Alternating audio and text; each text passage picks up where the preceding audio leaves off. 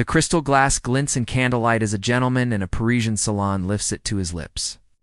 The wine tastes rich, smooth, refined, but beneath the flavor lurks something far stronger than grapes.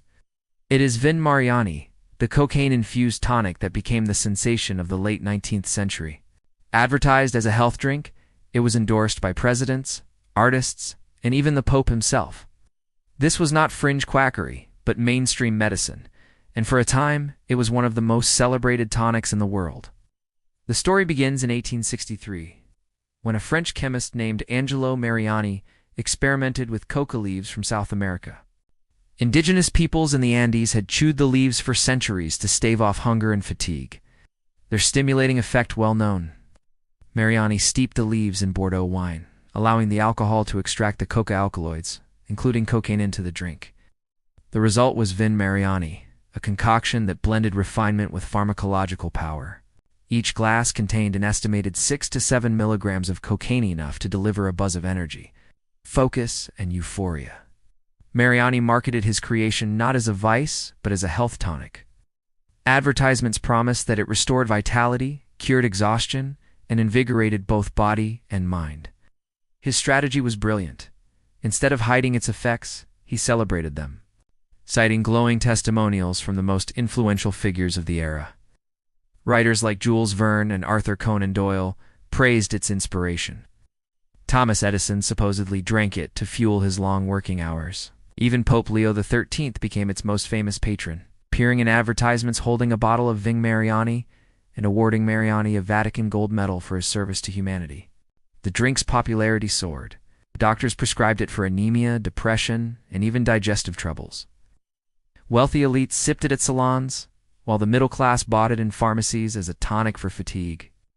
For decades, Vin Mariani enjoyed a golden reputation, embodying both the glamour of fine wine and the allure of exotic science.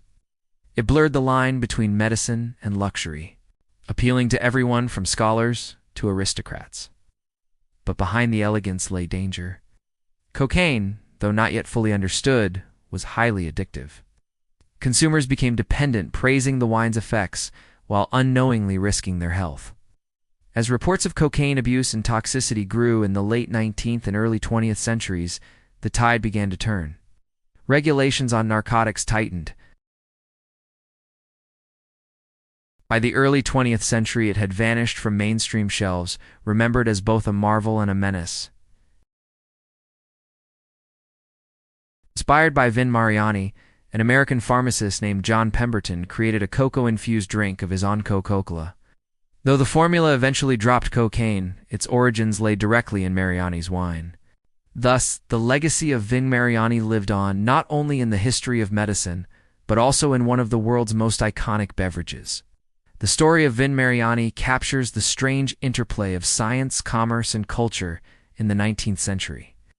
At a time when medicine was often experimental and poorly regulated, a drink laced with cocaine could be marketed as a health tonic and celebrated by some of the most powerful voices of the age. It is a reminder that what one era calls progress, another may call folly.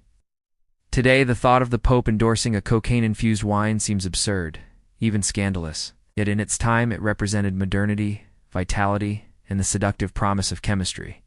Vin Mariani was more than a beverage, it was a cultural phenomenon, one that reveals how easily society can mistake intoxication for health.